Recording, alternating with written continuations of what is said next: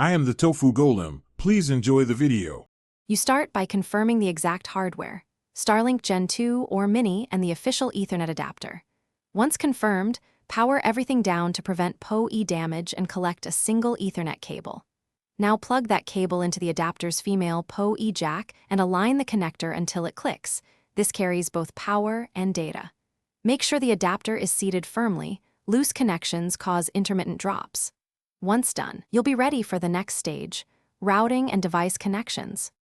With the adapter wired to the Starlink dish, run a second Ethernet cable from the adapter's LAN output to your router's WAN port.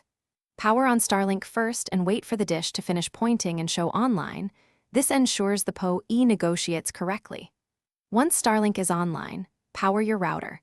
Most routers should be set to obtain an IP via DHCP on the WAN. If you use VLAN or static addressing, configure those now so your LAN devices receive internet immediately. Finish by testing internet on a wired device. Confirm a WAN IP and working gateway.